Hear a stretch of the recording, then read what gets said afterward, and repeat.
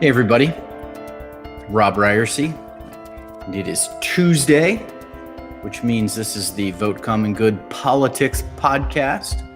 We're here to talk politics. Our fearless leader, Doug Padgett, is away this week, scouting out sites and opportunities that are going to be a part of the Vote Common Good sponsored bike ride, We the People. It's bringing attention to immigration and border issues and dealing with those from the perspective of the common good, and it's something that we're looking forward to. You can find out more about on the Vote Common Good website, votecommongood.com, and encourage you to do that. So Doug's away, taking care of that and getting ready for the big bike ride this fall, and so I am here today with Dan Deitrich, who is producer Dan, but he's so much more. How are you today, Dan? I'm doing well. Yeah, it's starting to warm up here in South Bend, and so I have this super loud air conditioning out here in the studio, and I have to turn it off for recording. And so if you see me start to sweat during the recording, it's because I'm dying. That's fantastic. I'm one of those people that just sweats all the time. I can sweat low sitting level still. of sweat. Yeah, all the that's time. right. Exactly. Are you speaking of sweating, Dan? Are you planning on going on the bike ride? I am planning on being present at the bike ride. I'm not sure how much of that I'm going to log on a bike, but I am going to be down there on the border, at least for part of it. And with Doug's persuasive powers, I'm sure I'm going to end up on a bike at some point. But yeah. How about you? Yeah, I was no, I have very little desire. I participated in last year in the Vote Common Good sponsored march from Charlottesville, Virginia to Washington, D.C. It was a march to highlight the need for a reckoning about America's and the church's past and present and future related to racial injustice. And it was an amazing experience walking the 114 miles or so from Charlottesville to Washington, D.C. But it almost killed me. And I had just 3 weeks before I had a bone spur removed from the top of my foot. And because I actually have bone spurs as opposed to that former guy. Lesser men would have let a bone spur, keep you from walking or doing anything meaningful. But. Exactly. So I had this bone spur removed, and then I didn't give much thought to this other than Doug told me to be in Charlottesville on this particular date, and we were going to walk from Charlottesville to DC. And I was like, okay. And I'd given very little thought to it other than that. And then, you walk 14 miles a day or so, and you suddenly realize I probably should have prepared for this. And so I imagine I'll spend some time on the bike tour as well. Though my wife Vanessa told me this weekend that she really wants to go and participate. So, I might have to stay home and, hold down the fort while she rides a bike from San Diego to St. Augustine, which is going to be really cool. So encourage everybody to check that out and to take a look at the Vote Common Good website to learn all about We the People riding our bikes for border justice. So Dan, I thought today I'd love to have a conversation about political transformation and how people go through political transformations and how that's worked. But before we do that, we got to talk about some news, right? We've got to talk. There's some stuff that's in the news that I just feel like I've got to talk to somebody about this stuff. I mean, can we start with Marjorie Taylor Greene? Yeah. Congresswoman Marjorie Taylor Greene feels to me like the bizarro AOC. And I think when she would enjoy that comparison. I feel like she yeah, wants to be equals, rivals, arch nemesis, like she feeds off that. yeah, and my goodness. So this past week there was footage that surfaced of her kind of stalking AOC's office. I think this was before she was elected to Congress, thankfully. But it really was this unsettling, disturbing kind of video of her and a couple of, probably people that participated in the insurrection, flipping open the mail slot on Congresswoman Ocasio-Cortez's office door and yelling into it. It's just behavior that is unbecoming of the capital of the United States and unbecoming of someone who serves as a congressperson in the capital of the United States. And I think, I think there's probably some personality elements here of like, this is kind of the way she is.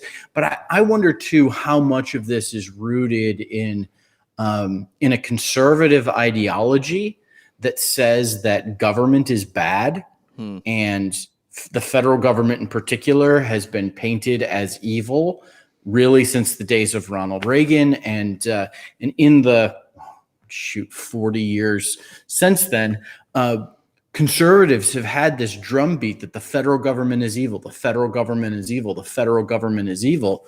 So if something's evil, you don't treat it with any respect. You disrespect the people who are serving, and you disrespect the building because, why shouldn't you? Because it's evil. And I wonder how much of this stuff is kind of rooted in that. Yeah. Well, yeah, it's definitely behavior that is unbecoming of a sitting congressperson, but it would be poor behavior if my kids did it, if they yelled into the mail slot of a congressperson's office. Like, this is not okay under any scenario. Don't do that.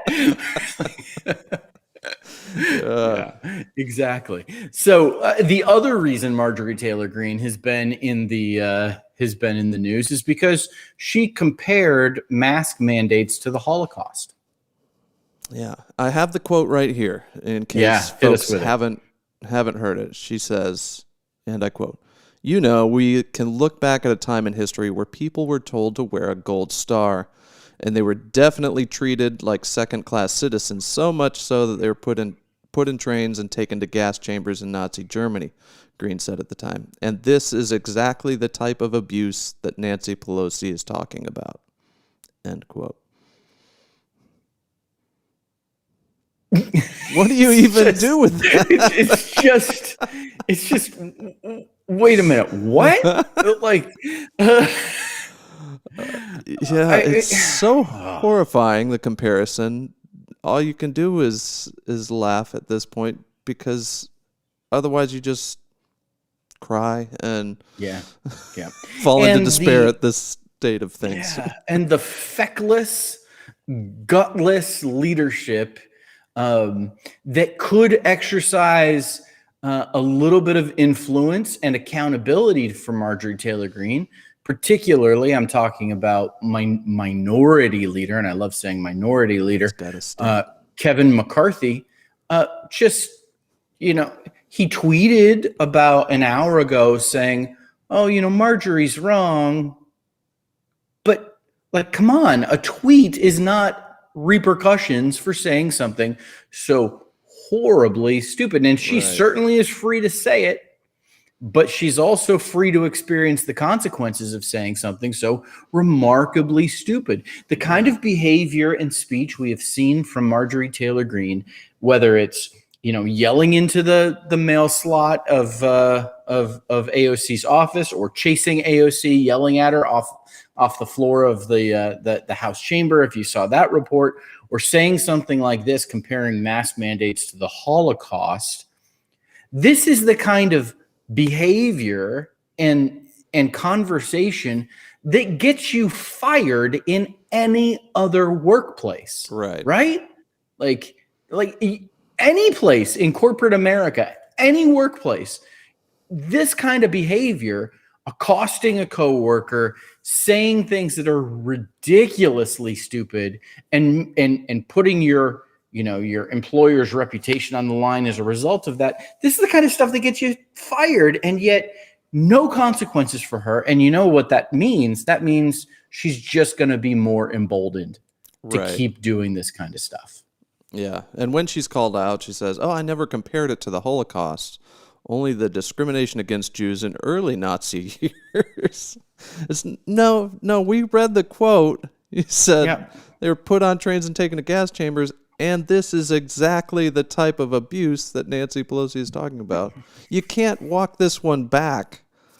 It's just... Yeah. How long is it until we have a Vote Common Good podcast entitled "This Gal's Got to Go"? And I say that because Doug and I used to have a podcast called "This Guy's Got to Go," where we would just spend an hour and a half ranting about Donald Trump. So much so, all the reasons. Yeah, yes. And often did not get to all the reasons that there are to rant about Donald Trump. But I remember once my daughter came downstairs and she was real kind of skittish and quiet. And I was like, "Well, what's going on?" She's like, "Oh, I thought you and Mom were fighting. I heard yelling." And I was like, "No, I was just doing a podcast. You just ranting about Donald Trump." So I feel like, Marjorie Taylor Greene is on track to having her own podcast devoted to her. But, from the ridiculous to the sublime, or to the more ridiculous, the latest person who is being threatened with cancellation by conservatives is none other than Richard Marx. Now, Richard Marx is, as far as I know, no relation to Karl Marx. Richard Marx is best known as being the soundtrack of Summer Love when I was a teenager. Richard Marx is best known for writing the anthem of long distance summer camp relationships. Right Here Waiting, maybe, one of the top 10 greatest songs ever written. Bold statement. That is a bold statement, but I'm going to stand by it. And listen, I love Richard Marx enough that I follow Richard Marx on Instagram. Do you know who Richard Marx is married to, producer Dan? Do you know this? No, I did not. How old are you, Dan? I'm 37. You might be just a hair young for this. Richard Marx is married to Daisy Fuentes, which there's a Gen X, mind-boggling thing happening there with those two together. Yeah. So anyways, Richard Marx is about to be canceled, not for writing cheesy love songs, but because he tweeted that he would love to buy a beer or two or three or four or how many ever for the guy who lives next door to Rand Paul. And I think this tweet is an old tweet, but it was, if you remember a couple of years ago, Senator from Kentucky, Rand Paul, was assaulted by one of his neighbors, a serious situation. And Richard Marx, tweets out this kind of, amusing, clearly a joke, I'd love to buy this guy a beer, kind of thing. And now, I don't know if you saw the news yesterday, Rand Paul received some mail that included a death threat, included an image of a rifle pointed at his head, and included some white powder, which was, some, question, is this anthrax? Is this, what is this? And clearly, very concerning, that anyone would receive that. Certainly that a sitting United States senator would receive that, not anything we condone at all. But conservative Twitter, Republican Twitter, is blaming all of this on Richard Marx. That's a real leap. Richard Marx is to blame for inciting violence against Rand Paul, and the guy, best known for Endless Summer Nights, right here waiting is about to be canceled for inciting violence against potential violence against Rand Paul. Now, here's the crazy thing: it's just mind-boggling. I feel like I know what you're going to say. I'm going to let you say it.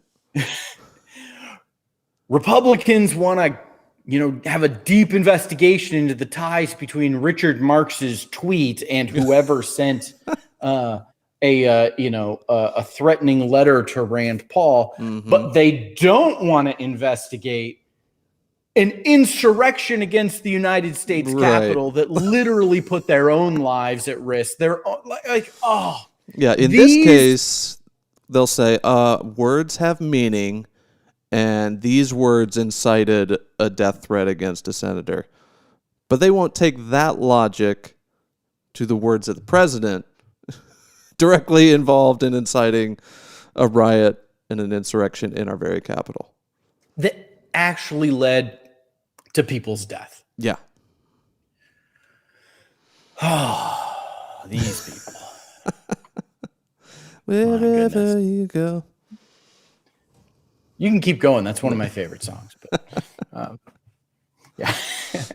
So, Dan, how familiar are you with NFTs? Are you into NFTs? Is this a thing that you're into? I was initially very intrigued. It's kind of this new thing for artists to get into and put their art out via NFT, as well as other things. But yes, I still think it's like Beanie Babies for grown-ups. So NFTs are non-fungible tokens. And basically, what we've got, and there's a connection between NFTs, non-fungible tokens, and cryptocurrency, Bitcoin, and I don't know. Dan, do you own any Dogecoin?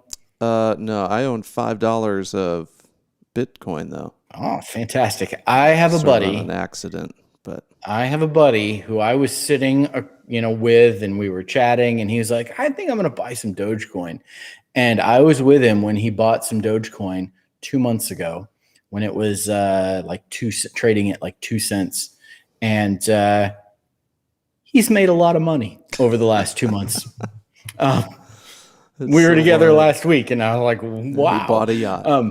I wish I had bought some with him. So anyways, so there's a relationship between NFTs, non-fungible tokens, and cryptocurrency. Basically, all these people have all this cryptocurrency, but they don't have any place to spend it. They don't have anything to spend it on. So NFTs come as an opportunity to kind of spend your cryptocurrency, your Bitcoin. And what NFTs are is essentially they are a token which represents ownership of a piece of art that is out there in the world, in the digital world. Mm-hmm. So, digital art can be replicated, can be downloaded, uploaded, and it's not like a painting where there is one painting on the wall and everything else is a facsimile of that. It's a print, it's a picture, whatever. Like digital art can be replicated very, very, very easily, right? And so what the token does is it communicates who owns the original. And so the value comes in being able to say, this piece of digital art, though it may be duplicated and replicated, I am actually the owner of it. And so the NFT is essentially a symbol of ownership of digital art that's out there in the world. And it has been taken over the collecting world lately. And it might turn out that it is like Beanie Babies, something that, ultimately ends up completely worthless. Or it could be a whole new, life cycle for what art collecting looks like in our country. But now I'm talking about all of this because one of the greatest videos of all time, one of the original viral videos of all time, Charlie Bit My Finger, which was, this is like one of the first videos to go the viral. First viral video, yeah. Just sold the NFT for the non-fungible token for Charlie Bit My Finger, just sold for $790,000. Somebody now owns Charlie Bit My Finger. And so like now there's this move to like, now that somebody has ownership, they're making copyright claims on it and, are pulling it down all over the internet. So if you have never seen Charlie Bit My Finger, you better race over to YouTube and see it before it's gone, because it is a classic in viral videos and the latest kind of thing in the NFT bubble that's taking place, which is kind of cool. Dan, do you own any NFTs now? I do not own any NFTs. I still have a couple Beanie Babies, and I'm waiting for those to come back in value. But those are my Bitcoin. The original Bitcoin. That's good. Well, listen, I want to talk about political transformation. This is something that, I throughout the course of my life, I have gone through some pretty significant transformations in what I believe and how I view the world and my perspective and everything. A lot of those for me were theological. I grew up in very strict fundamentalism, the type of fundamentalism that, I say to folks, I grew up in a denomination, a Baptist denomination, that we weren't allowed to have anything to do with the Southern Baptists because they were too liberal. Like, just to kind of put it on the spectrum of where we were. It was pretty conservative. And I have gone through a pretty radical transformation, a fundamorphosis, to coin a word. Wow, I like that. Yeah, it's actually the title of a book that I wrote, Fundamorphosis. Really? How I left fundamentalism but didn't lose my faith. And so, I've been through that theologically, but I've also been through it politically, where, I grew up in a very conservative political home, strongly Republican. I listened to Rush Limbaugh, and, I read National Review magazine. My first dog was named Buckley after William F. Buckley. I have a dog now who's named Peggy after Peggy Noonan, who was, speechwriter. And we're like, this stuff's deep. This stuff is correct me if I'm wrong. You not only listened to Rush, you got on the show several times. 5 times. 5-time caller on the Rush Limbaugh show. First time was when I was 16. I skipped school to call into Rush's show and got on the air. I was in deep. I had a mug that said a charter member of the vast right-wing conspiracy. I was like, I was conservative, as to paraphrase the Apostle Paul. I was a conservative of the conservatives, and I went through a transformation. I went through, a shift in my thinking and how I view the world. And so I'm always curious about that for 2 reasons. One, because, people's stories, fascinate me. The other is because I often talk to people, and we often have people, comment in the comments during our podcasts or in the work we do with Vote Common Good. All the time we have people saying to us, I've got this family member, I've got this friend, and they're in deep with this stuff. What do I do?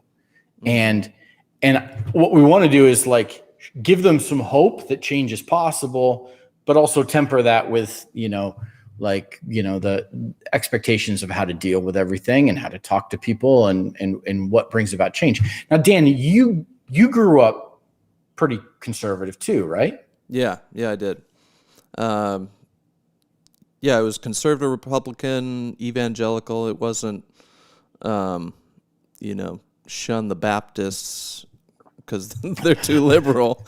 But it was pretty middle of the road. I didn't know a Democrat until like late high school, and it was like discovering a unicorn lived in your town. It was like, oh my gosh, so and so's dad voted for a Democrat. It was bizarre to even know someone that wasn't conservative and Republican. And I've been trying to figure out, what came first in my transformation. Was it the theological piece or the political piece? Mm-hmm. Chicken or the egg, which led to the other? And I think it was the faith theological thing that sort of started deconstructing a lot of things about how I'd imagined my life to be. So you're growing up. Were you or was your church very political? Like, was this something that was like, on your radar, or was it just like Sanctity of Human Life Sunday at the end of January, and you'd get the abortion sermon, or like what was that like for you? Yeah, it wasn't super overt. It wasn't something that I spent a lot of time thinking about. It was just the water that I swam in. It was, we had in our sanctuary, we had a 40-foot American flag that would like raise from the stage and literally obscure the stained glass window, for 4th of July and Memorial Day weekend, and just thought that was cool. And then in hindsight, you're thinking like the symbolism of that is pretty strong. Like the flag obscures the cross, but that was just life, Yeah. It's just the water you're swimming in. That's the right way to put it. So what were there moments, what were the trigger points for you that brought about, you said kind of the faith transformation came first and maybe the politics was kind of the fruit of that. Like what was it that began to, tip things for you? Yeah, I think it was Jesus, as Sunday school of an answer as that sounds.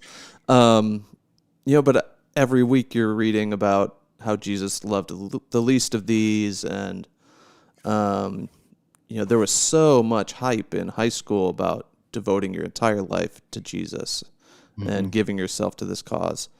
And so I took that seriously. I was like, oh, we got to do this. We've got to care for people. We've got to love people. And then I started to notice some space between, wanting to love these certain people, but no, don't help those people. Those people have to pull themselves up by their bootstraps. Like you see a lot of giving to those in need. If someone needs a coat, give them yours in the Bible. But then in Republican politics, it's like, no, that we don't give handouts. You teach a man to fish, you don't give a man a fish, which wasn't in the Bible, And so there was kind of this conflict of Jesus on one hand and sort of the pull yourself up by your bootstraps independence on the other hand that was causing conflict. It's so interesting because, those of us who kind of have a progressive approach to faith are so often criticized by conservatives that we don't take the Bible seriously, that we don't take it seriously. We deny the Bible. We didn't, and what I have found over and over and over again is exactly what you just said, that like, no, I've come to these conclusions because I take this seriously. Yeah. It like, this is not a game. Like I'm reading the words of Jesus and I'm seeing, what lines up and what doesn't. And it's leading me in a direction far from where I came from. Mm-hmm. Yeah, that was exactly it for me. And I think the active politics definitely followed at a lag from that. Yeah. As I understood politics, I still identified as Republican. I voted Republican up until Obama, and that was kind of the moment of shift for me. But it took a while for my politics to realign to my theological change. Yeah.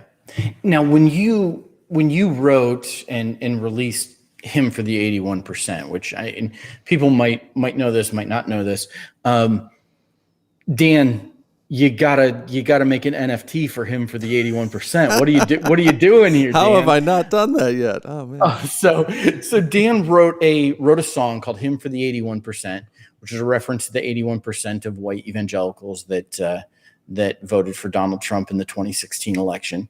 And it's part worship song, part political anthem. And it's a protest song aimed at white evangelicals.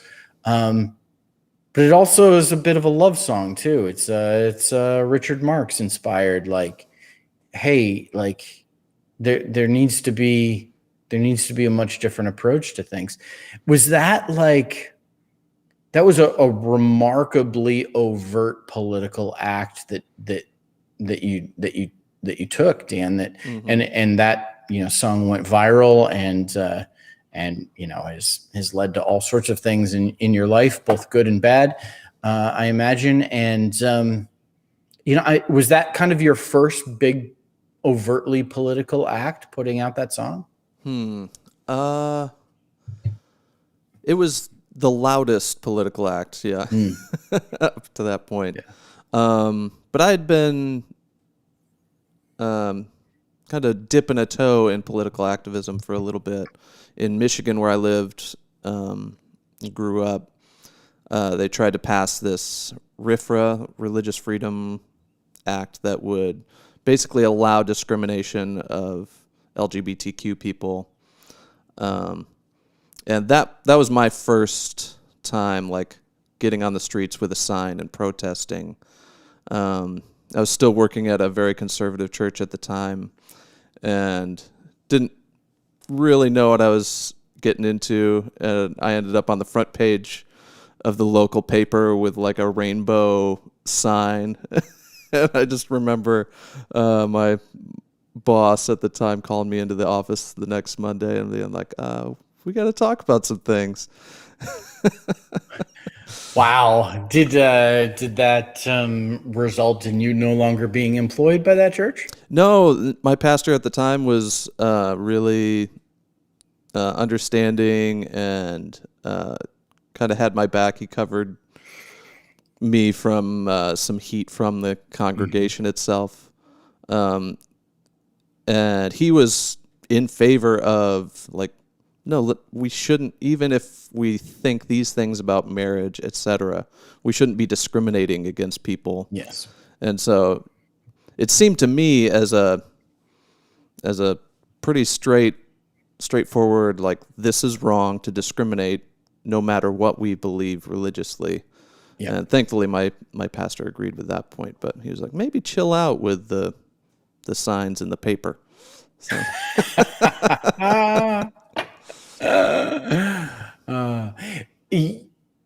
That's interesting, because I think when people go through a bit of a political transformation, often that leads to activism, right? It so often leads to, like, it's not like a ho hum, like, well, I used to vote Republican, now I vote Democrat. It, like, so many people, when they go through this transformation, when they go through this shift, they end up getting involved. They end up doing stuff, right? And I just tapped my microphone there. I'm sorry about that. If I don't know if you'll be able to edit that out of the podcast. Edit that out. Yeah, there you go. But they become activists. They show up on the front page of the paper, or they put out a viral song, or they do stuff. And it's interesting, that kind of pressure to not do stuff that happens. Yeah. Yeah, that there's a subtle, lot of okay, can't you just keep it to yourself? Like, great, glad you care about these people. Let's just Keep it to yourself. Stay out of the paper.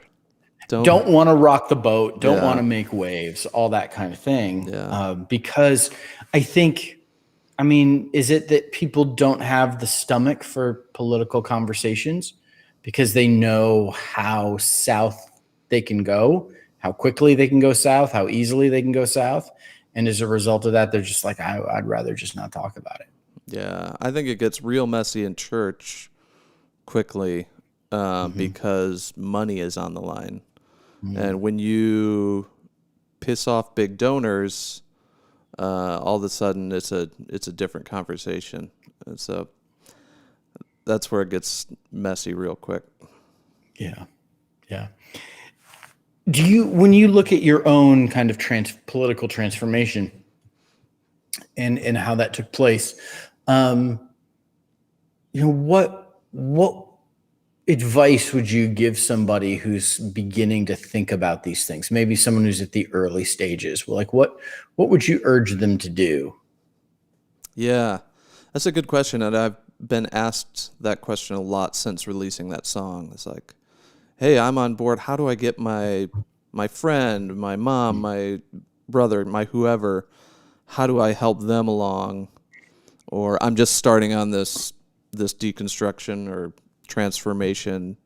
What next? And I think the biggest thing is just listening to voices that are a different experience than you grew up with. And so that was a big thing for me. I remember looking at my bookshelf one day and realizing every single author on there was a white dude. Yep. Most of them old white dudes. And so I made an active point to buy books from people of color, indigenous authors, people that had a different lived experience from me. And I think there's a temptation to want to reach out to a person, like your one black friend, to educate you on, systemic racism. And I would say do some homework first before you put that burden on someone who's living that experience every day. So yeah, read some books, listen to some podcasts, and that'd be step one. Yeah, getting educated is so important. I think I think you're absolutely right. I think that finding opportunities to get involved is really helpful too. And going to a protest, you find all of it. It's just a remarkable thing when you find a tribe of people that, the stuff that had been rolling around in your head and you kind of thought you were the only one. Yeah. And then you meet other people who think the same way, even if it's on just one particular issue. It can be this just dawning moment of like, wow. I remember, I grew up in Cleveland, Ohio, and I'm a huge Cleveland Browns fan. Like irrationally big Cleveland Browns fan. And I've long since moved away and have lived in all sorts of different places in the country, and always retained, my fandom of the Browns. It goes deep. And I remember once I was taking my kids to a game in Cleveland, and they were younger, and we came up over this hill, and they didn't grow up in Cleveland. The only Browns fan they ever knew was me. And we come up over this hill, and after parking the car and walking towards the stadium, and we see, like, laid out in front of us are just tens of thousands of Browns fans headed into First Energy Stadium for the game. And my eldest child turned to me and said, "Dad, you're not the only one." and it was like this, like, it was like and there's that experience of when you go to an event, when you go to a protest, when you begin to show up and you realize, oh, I'm not the only one. Right. Like, I'm not the only one who thinks this way. I'm not the only one who has this perspective. And that can be such an encouraging thing, because so often when you go through these transformations, you lose people in the process. Yeah, for sure. And either you lose them altogether, or you lose the closeness of, and you lose, the opportunity to talk about stuff. Right. I've got family members that, man, we used to talk politics all the time, and now we don't at all, because like, we just don't want to. You just don't want to go there. And so finding some people that can be your tribe, so tremendously important. You're not alone out there in the midst of this transformation. You've got people in your community. There are people who see things the way you do. There are. You just have to find them. Yeah. Yeah, Rob, what was the tipping point for you? What was, you were the Republican of Republicans. What nudged you? What was the first card to follow? Yeah. I mean, for me, the theological transformation happened first for me. And then the political stuff came as a result of that. What's interesting, my wife, it's a bit opposite. And, this is certainly her story to tell, but, we adopted our third child out of the foster care system. We were pastoring a church in Michigan at the time, and became foster parents, and, had this little baby placed with us. And then about a year and a half later, we're able to adopt her. And, obviously she's been a part of our family ever since. But becoming foster parents and going through that process and learning about how many kids in the state of Michigan were in the foster care system, and learning about them being, shipped from home to home to home to home, and there not being enough, adoptive parents to find forever homes for these kids, was really, really eye-opening. And it was connected to, at the time, Michigan was trying to pass and Dan, this might have been the same thing that got you on the cover of the newspaper. I might have been in another part of the state of Michigan wrestling with this stuff. But it was right around the time that Michigan was working on passing a constitutional amendment that would, make same-sex marriage illegal and unconstitutional in Michigan. And along with that came, kind of the benefits of being married, which included the ability to adopt. Right. And there's kind of this realization that, like, wait a minute, there are all these kids who need homes, and there are all these same-sex couples who would love to give homes to those kids, and they're not going to be allowed. Right. And it was, for my wife, that was a real, a big one, kind of first domino to fall, that kind of this realization of, like, wait a minute, this approach that we've had is not working. It's not good for the kids that we claim to want to help.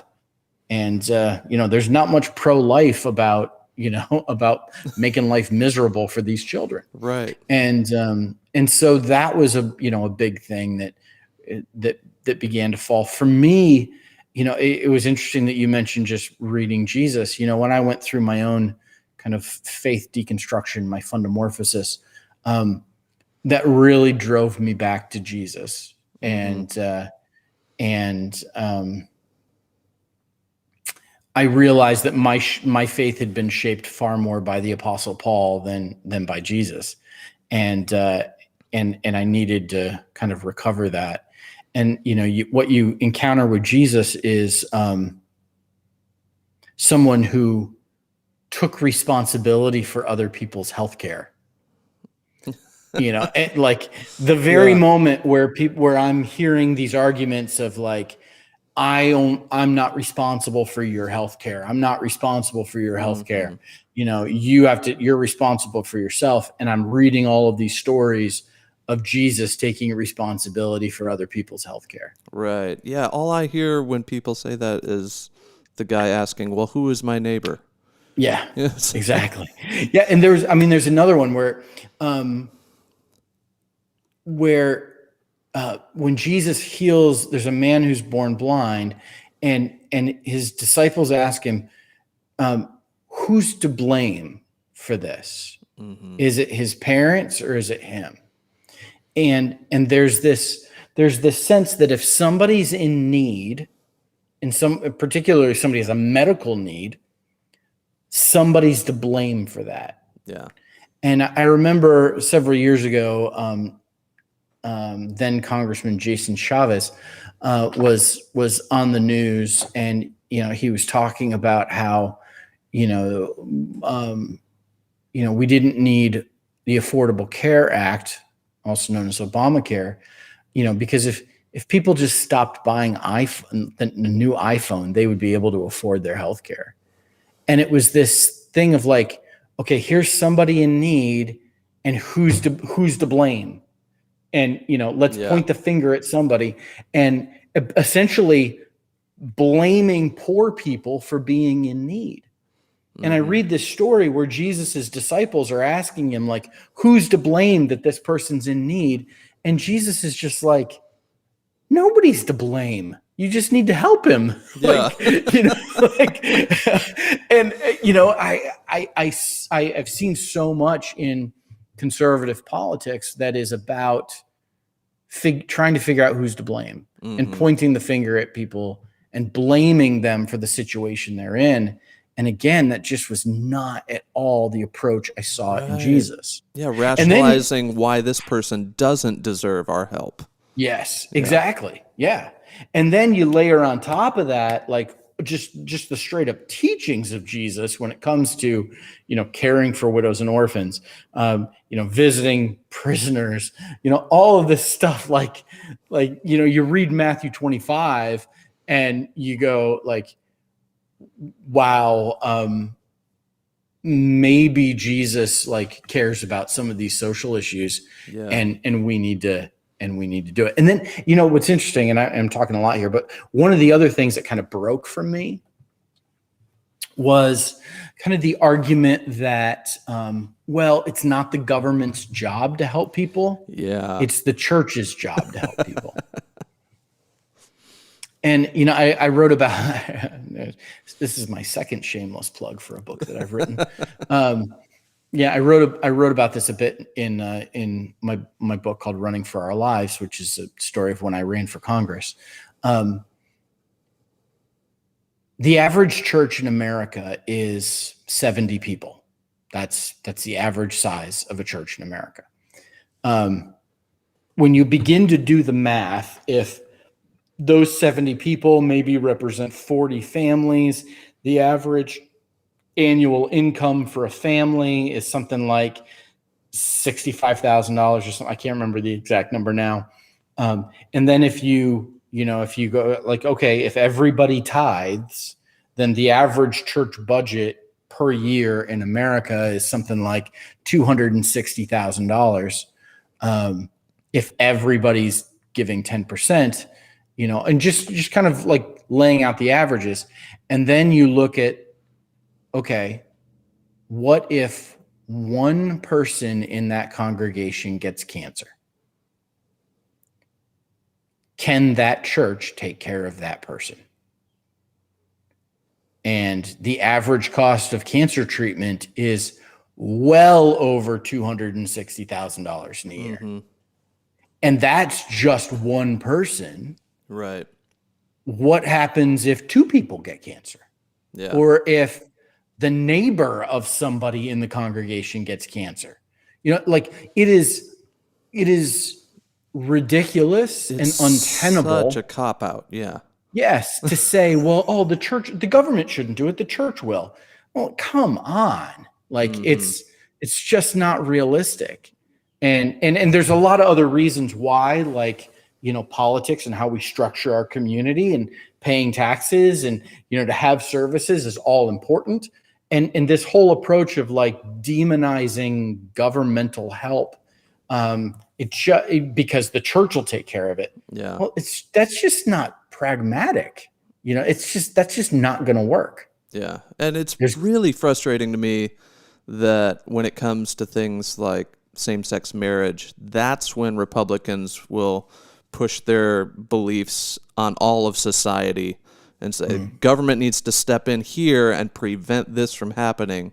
But when it comes to helping people, that's the church's job, and we want to make people help others.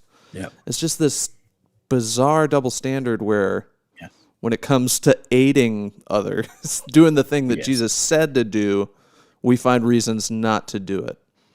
Yeah. And there's, we've seen over the last couple of weeks where I think the number's up to 23 now. 23 states are ending the additional federal aid that's available to unemployed people in their states. So the federal government through September has approved an extra $300 for people who are unemployed. And I think it's 23 states, including Arkansas, where I live, have ended that early. And basically the federal government is saying, don't give us that money. Yes, don't give us this money to distribute to people in need. And it's just like, what? Yeah. And I mean, we've come to the point now where we're saying that Arkansas is being run by a group of people who think that they're running a large private Christian school, and they're like, they're putting like the same mandates on our state as what like you'd find in like a conservative evangelical Christian school. Yeah, it's really the other thing is, growing up, I was taught so much to take the Bible seriously, even literally, to take the Bible literally when it says don't do these things. But when Jesus says feed these people, well, let's pump the brakes a little here, guys. Right. When Jesus says sell all of your belongings and give to the poor, whoa, that's more of a metaphor. It's like, yeah. Well, which is it? Should I take this guy seriously or not? Yeah. Well, hopefully folks have found this conversation interesting or helpful, whether you're in your own political transformation or you've got people in your life that either are in the midst of it, or you're hoping will end up going through some kind of political transformation. Hopefully this stuff is helpful. Thank you for being with us on Facebook Live and Apple Podcasts and all the places where you can listen to these podcasts. Make sure you tune in tomorrow for the Vote Common Good Faith podcast. And then on Thursday is issues. Dan, do you have issues that you're talking about on Thursday? All the issues. All of the issues. We have issues. And then on Friday, we end with the week with science and economics. And so there's all sorts of things to talk about. Maybe we need to have Fadl Kaboob on to explain cryptocurrency and NFTs to us, Dan. That would be awesome. we might need to make that happen. Our favorite economist, Fadl Kaboob. So thank you all for being with us. And, of course, check out votecommongood.com, to find out all about the We the People ride. While you're there, don't miss the donate button. We would appreciate that, and encourage you to have a great rest of your day and a great rest of your week. Bye, everybody.